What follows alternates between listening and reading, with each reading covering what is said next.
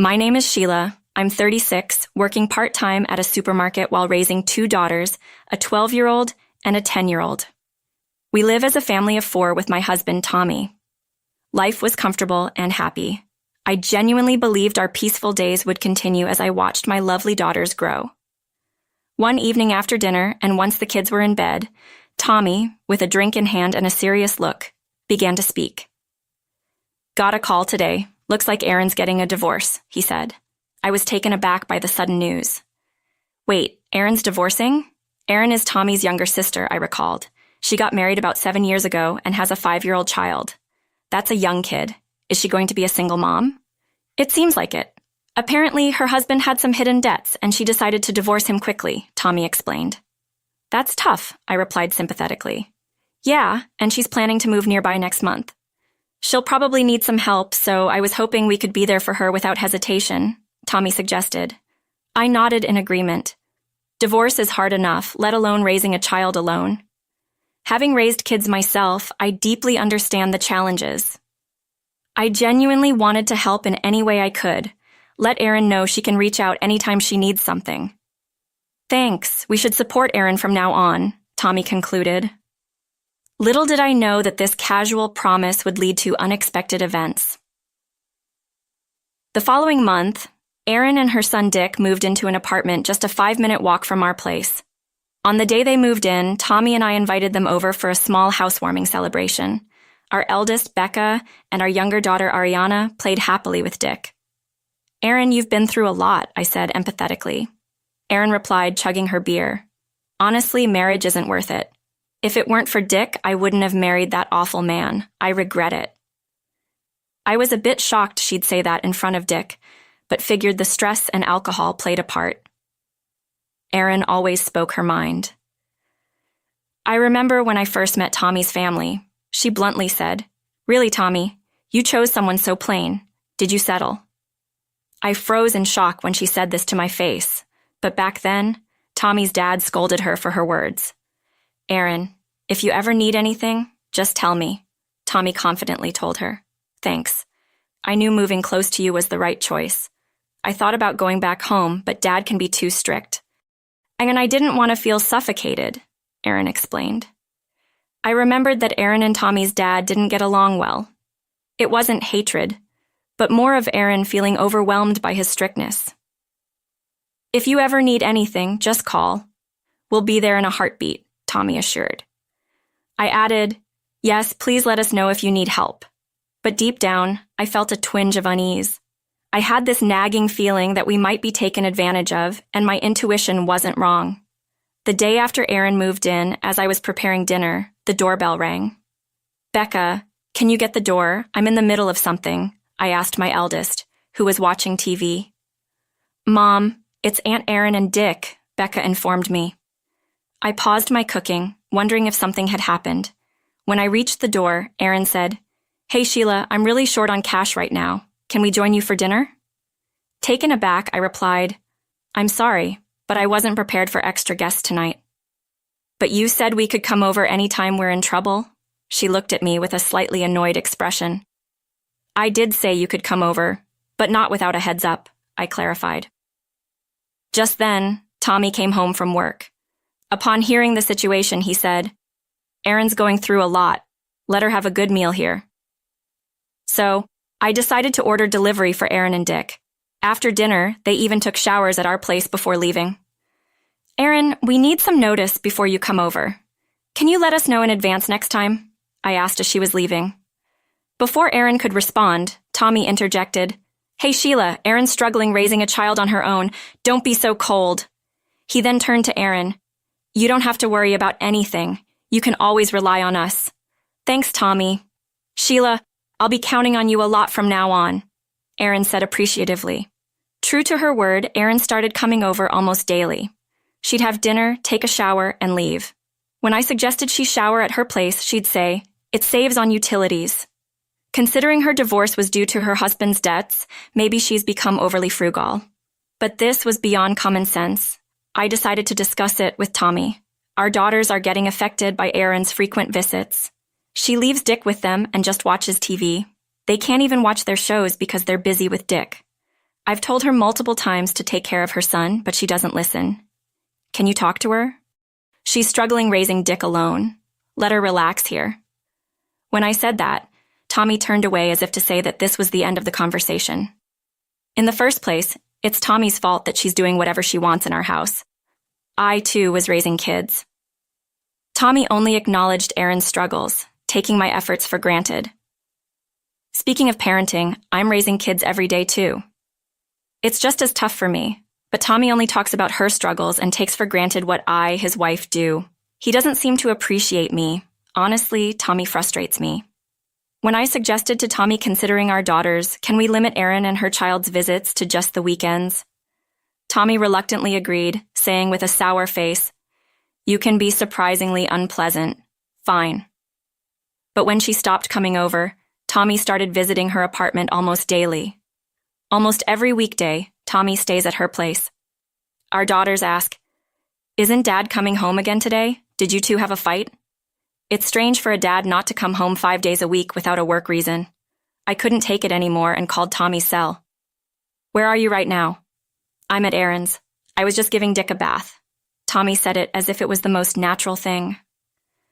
Come to think of it, Tommy never bathed our daughters. I reached my limit and decided to have a serious talk with Tommy that weekend.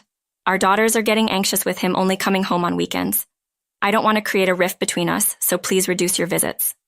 Tommy replied, "Fine, then you make meals for Aaron and Dick. Deliver 3 meals a day. Aaron is too busy to cook. Help her out." Hold on. Isn't Aaron unemployed? I can't imagine she's too busy to cook. I couldn't help but push back against Tommy's shocking suggestion. Tommy then said, "Aaron is still healing from her divorce. It's sad that you're cold to her too." My distrust of Tommy, who overly sides with his sister, grows. Delivering 3 meals a day is impossible. You might not realize, but I wake up at 5:01 a.m. to handle house chores. If I have to prepare 3 meals for 2 people, I'd have to wake up 2 hours earlier. "Just wake up at 3:00 a.m. then," Tommy retorted. "What are you saying? Waking up at 5:00 a.m. and going to my part-time job is already tough. Don't act high and mighty over a part-time job. You probably don't work that hard. Stop joking. It's absolutely impossible.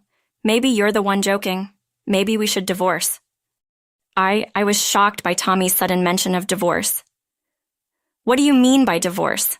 If you can't listen to me, then we should divorce," Tommy said. "You said you wanted to help Aaron, but all you do is complain. That's cruel." "That's my line. You're the one relying too much on wanting to help. There's a limit to taking advantage. Shouldn't you respect someone you're close to?" That day, our conversation didn't resolve anything. The next day, Tommy declared to our daughters, "You two will support your aunt and Dick from now on. Your mom says she won't help because she's mean, but you two are different, right? Helping those in need is a given." Our daughters looked stunned by their father's outrageous statement. "Becca and Ariana, after school, go straight to your aunt's, help with shopping and dinner. Don't come home until you finish helping. Got it?" I couldn't believe it. Was Tommy planning to use our daughters since I refused? Our daughters responded, "Dad, you're being weird. We don't understand. Mom, we're leaving." Even they couldn't agree with their father's absurd statement. Tommy told me, "Tell the girls too, since you won't help Aaron, it can't be helped." What does he mean by "it can't be helped"? My anger reached its peak and I came up with a plan that day. I quickly changed my part-time job shift and visited Tommy's parents' home. "Oh, Sheila, what brings you here so suddenly? Sorry to bother you on your day off, father-in-law." I took a deep breath to calm myself, but tears started to flow. "What's wrong? Did something happen?" "Yes, something very hurtful and sad.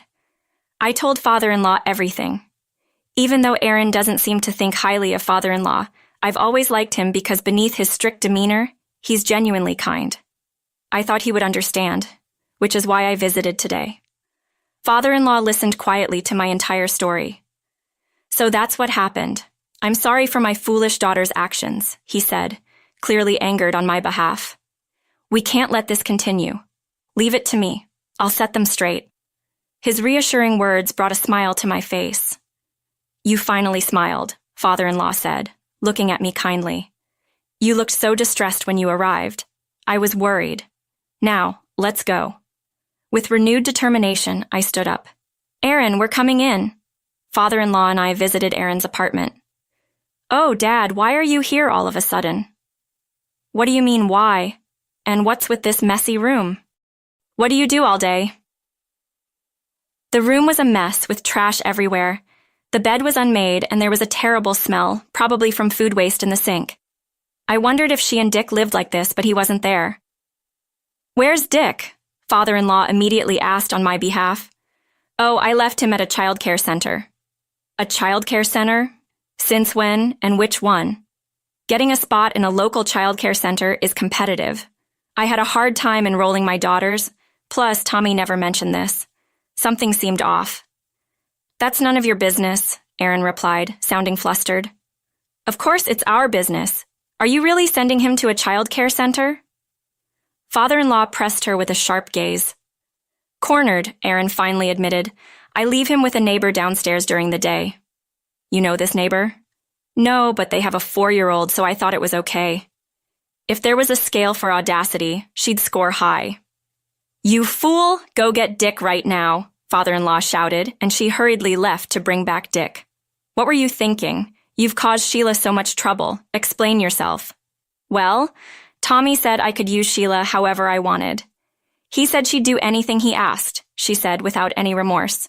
Wait, is that true? Did Tommy really say I could be used like that? Yes. He said you're like his servant. He even said to use your daughters if needed. I can't believe that man. To think he viewed his wife and daughters in such a way. Father-in-law was equally shocked. Thankfully, Aaron's loose lips revealed the truth. While she had her issues, it was clear Tommy was the main problem. I decided I would never forgive Tommy. Father-in-law and I waited for Tommy at Aaron's apartment. Aaron, I'm home, Tommy said, returning with high spirits. He froze upon seeing father-in-law sitting silently. Dad, why are you here? We've been waiting. Sit down. Father-in-law pointed to the sofa in front of him. Why the sudden visit? You startled me. Tommy tried to brush it off with a smirk. Just sit down. With a stern command, Tommy quickly sat up straight. You've been doing whatever you pleased, haven't you? Tommy glared at me upon hearing father-in-law's words. You ratted me out to Dad. Shut up. Both you and Aaron are out of line. But Tommy and his sister were clearly intimidated by their father. It's evident they're genuinely afraid of him. Sheila, what do you want to do moving forward? Father-in-law asked me calmly. I had already made up my mind. Actually, the girls are currently at my parents' house. Why would you do that without discussing it with me? I don't want to hear that from you. I was terrified of how you'd use our daughters. I felt I had to protect them. So, I've decided we should separate for a while. Why the sudden decision to separate? Don't be ridiculous. It's not sudden. You've barely been home on weekends. Weren't you the one who first mentioned divorce? That was just a joke. I won't accept a separation. Tommy was adamant about refusing my proposal. Then father-in-law spoke up. There's a process called mediation. Divorce? Father-in-law said so and told me about the legal process of divorce. He explained the legal proceedings of divorce, the benefits of hiring a lawyer, and how to gather evidence to strengthen my case. Turns out father-in-law is a practicing attorney. Now I understand why Tommy and Aaron fear him. They know how father-in-law champions those facing injustices, regardless of being his children. Father-in-law would uphold justice without bias.